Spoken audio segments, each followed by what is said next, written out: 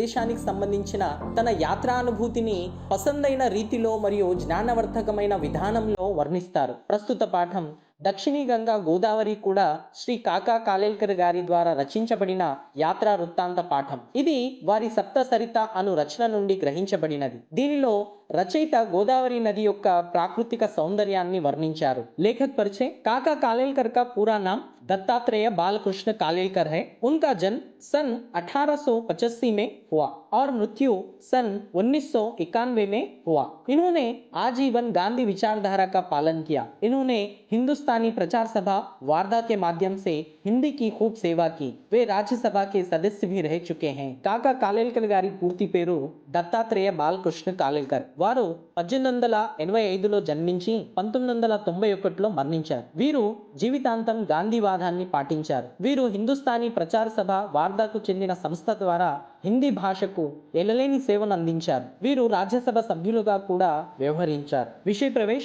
गोदावरी नदी दीर्घ गंभीर माता और पूर्वजों की अधिष्ठात्री देवी मानी जाती है। इसके जल में अमोघ शक्ति है। इसके तट पर अनेक शूर वीरों, तत्व ज्ञानियों, साधु संतों, राजनीतिज्ञों और ईश्वर के भक्तों ने जन्म लिया है। ऐसी पावन और पवित्र गोदावरी नदी के प्राकृतिक सौंदर्य का जो वर्णन काका कालेलकर द्वारा हुआ है, चलिए इसके बारे में हम जानेंगे। గోదావరి ధైర్య గంభీర్య మాతృమూర్తి పూర్వీకులకు అధిష్టాన దేవతగా భావించబడుతుంది. దీని నీటిలో అమోఘమైన శక్తి ఉంది. ఈ నది తీరాన అనేక శూర వీరులు, తత్వవేత్తలు, సాధువులు, రాజకీయవేత్తలు, ఈశ్వరుని భక్తులు జన్మించారు. ఇలాంటి పవిత్ర పావనమైన గోదావరి నది యొక్క ప్రాకృతిక సౌందర్యాన్ని శ్రీ కాకా కాలేల్కర్ గారు ఎంతో చక్కగా వర్ణించారు. పదండి దీని గురించి తెలుసుకుందాం. ఈ యాత్రా వృత్తాంతాన్ని మొదలు పెట్టడానికంటే ముందు గోదావరి నది యొక్క అందచందాల్ని ఒక్కసారి ఆస్వాదిస్తాం. ఈ వీడియోని చూడండి. తూర్పు గోదావరి. ఈ నేల పవిత్రం, నీరు పవిత్రం. ఎందరో మహానుభావులు జన్మించిన పుణ్యభూమి, ఎన్నో క్రతువులు నిర్వహించిన కర్మభూమి. పవిత్ర గోదావరి పేరుతో భాసిల్లుతున్న ఈ జిల్లాకు వందనం, పాదాభివందనం.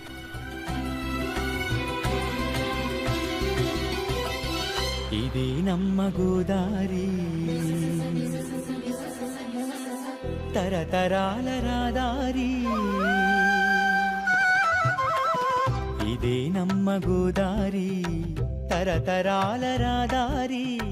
పరవశాల ఈ దారి, తెలుగు తోట వెలసిన పూదారి. ఇదే నమ్మ గోదారి, తరతరాల రాదారి. పరవశాల ఈ దారి, తెలుగు తోట వెలసిన పూదారి. ఇదే నమ్మ గోదారి.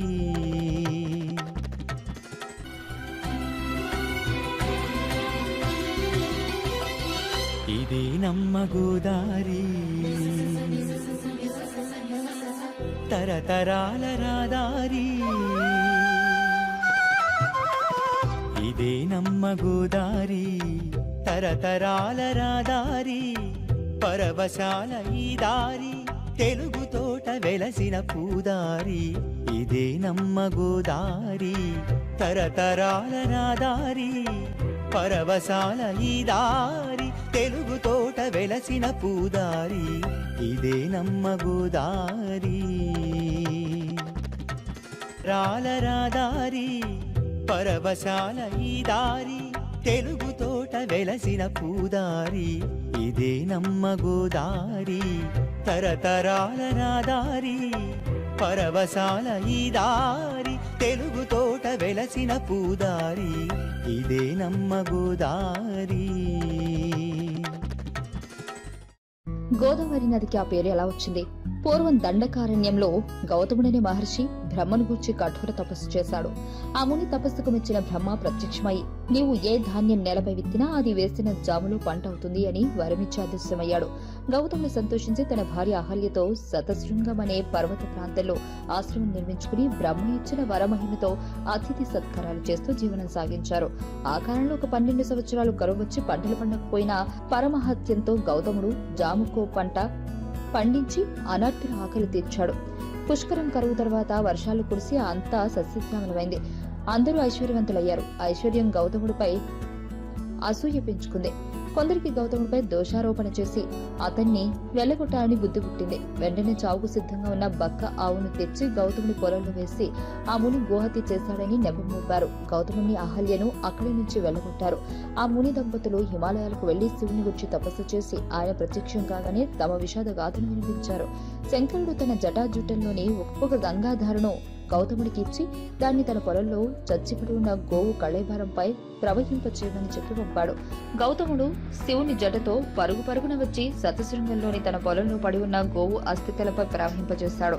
వెంటనే గోవు బ్రతికింది. అందరూ ఆనందించారు. ఆ ప్రవాహం గోవును వరంగా ఇచ్చింది గనుక గోదావరి అని, గౌతముడు తెచ్చినది కనుక గౌతమి అని పేరు పొందింది. ఈ గోదావరి నది జన్మగాథ వరాహ పురాణంలో ఉంది. चेन्नई से राजमंड्री जाते हुए बिजवाड़ा से आगे सूर्योदय हुआ। बरसात के दिन थे, इसलिए पूछना ही क्या, जहां तहां विविध छाटा वाली हरियाली फैल रही थी। వివరణ: చెన్నై నుండి రాజమండ్రి వెళ్లేటప్పుడు బెజవాడకు ముందు సూర్యోదయం అయింది. వర్షాకాలం, ఇంకా వేరే చెప్పాలా? అంతటా అనేక రకాల కాంతులు వెదజల్లుతూ పచ్చదనం వ్యాపించి ఉంది. పూర్व की तरफ एक नहर रेल की पटरी के किनारे किनारे बह रही थी, पर किनारा ऊंचा होने के कारण पानी हमें कभी कभी दिखाई पड़ता। सिर्फ तितली की तरह अपने अपने पाल कतारों में खड़ी हुई नौकाओं पर ही हमें नहर का अनुमान करना पड़ता था। बीच बीच में छोटे छोटे तालाब भी मिलते, इसमें रंग बिरंग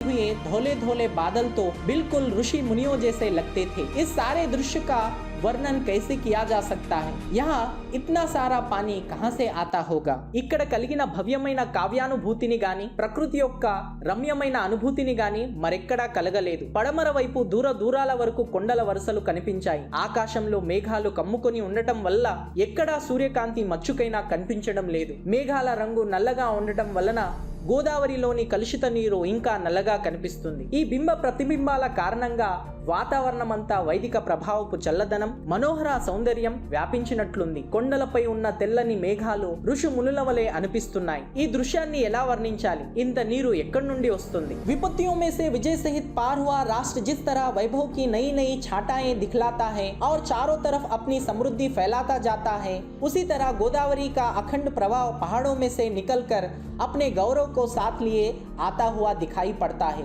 छोटे बड़े जहाज तो नदी के बच्चे हैं, जो माता के स्वभाव से परिचित होने के कारण उनकी गोदी में मनमाना नाचे, खेले, उछले और कूदे तो उन्हें इससे रोकने वाला कौन है। लेकिन बच्चों की उपमा तो इन नावों की अपेक्षा प्रवाह में जहां तहां पड़ते हुए भौरों को देनी चाहिए। कुछ देर दिखाई पड़ते थोड़ी ही देर में भयानक तूफान का स्वांग रचा और एक ही पल में खिलखिलाकर हंस पड़े। ये भौरे ना जाने कहां से आते हैं और कहां चले जाते हैं। కష్టాలపై విజయం సాధించిన దేశం తన వైభవపు కాంతిని, సమృద్ధిని చుట్టూ ప్రవహింపచేస్తూ వెళ్తున్న విధంగా గోదావరి అత్యంత ప్రవాహం కొండల నుండి బయలుదేరి ఎంతో గౌరవంగా సాగుతున్నట్లు కనబడుతుంది. చిన్న పెద్ద ఓడలన్నీ నది యొక్క సంతానమే. వాటిని తన తల్లి యొక్క స్వభావం పరిచయమే. కాబట్టి దాని ఒడిలో నర్తిస్తూ, ఆడుకుంటూ, ఎగురుతూ, దుంకుతూ ఉంటే వాటిని ఆపేదెవరు? కానీ ఓడల కంటే ప్రవాహంలో అక్కడక్కడ కనిపించే సుడిగుండాలనే పిల్లలు అంటే బాగుంటుంది. కొంతసేపు కనబడతాయి, కొంచెం సేపట్లోనే భయంకరమైన తుఫాన్ను సృష్టిస్తాయి, మరు నిమిషంలోనే కిలకిలమని నవ్వుతాయి. ఈ సుడిగుండాలు ఎక్కడి నుండి వస్తాయో, ఎక్కడికి వెళ్తాయో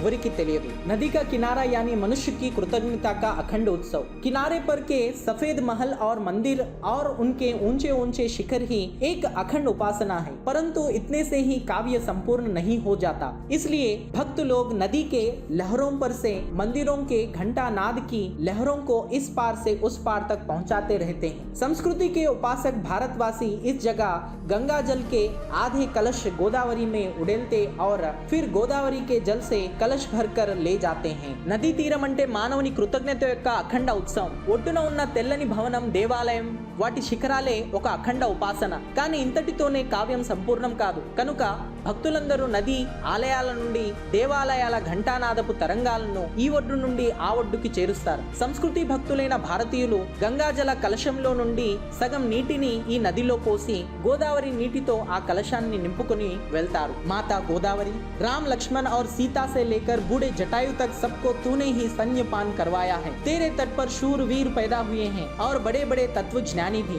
साधु संत भी जन्मे, धुरंधर राजनीतिज्ञ भी और ईश्वर भक्त भी। चारों वर्णों की तू माता है, मेरे पूर्वजों की तू अधिष्ठात्री देवी है। नई नई आशाओं को लेकर मैं तेरे दर्शन के लिए आया हूँ। तेरे जल में अमोघ शक्ति है, तेरे पानी की एक बूंद का सेवन भी व्यर्थ नहीं जाता। మాతా గోదావరి, రాముడు, సీత, లక్ష్మణుడు మొదలుకొని ముసలి జటాయు వరకు అందరికీ నువ్వు అమృత తుల్యమైన నీటిని అందించావు. నీ తీరాన శూర వీరులు, గొప్ప గొప్ప తత్వవేత్తలు, సాధువులు, రాజకీయవేత్తలు, భాగవత్ భక్తులు జన్మించారు. అందరికీ నువ్వు తల్లివి. మా పూర్వీకులకు నువ్వు అధిష్టాన దేవతవు. కొత్త కొత్త ఆశలతో నేను నీ దర్శనమై వచ్చాను. నీ నీటిలో అమితమైన శక్తి ఉంది. నీ నీటిలోని ఒక్క బిందువు కూడా వృధా కాదు. ఇదండి దక్షిణ గంగా గోదావరికి సంబంధించినటువంటి పాఠము. కాకా కాలేల్కర్ ద్వారా రచించబడిన యాత్రా వృత్తాంత మీ అందరికీ కూడా నచ్చిందని ఆశిస్తున్నాను. తెలంగాణలో గోదావరి నదిపై నిర్మించినటువంటి ప్రాజెక్ట్స్, వాటికి సంబంధించిన పూర్తి వివరాలకు ఒక వీడియో చేయడం జరిగింది. వీడియోకి సంబంధించిన లింక్ డిస్క్రిప్షన్ లో ఇవ్వడం జరిగింది.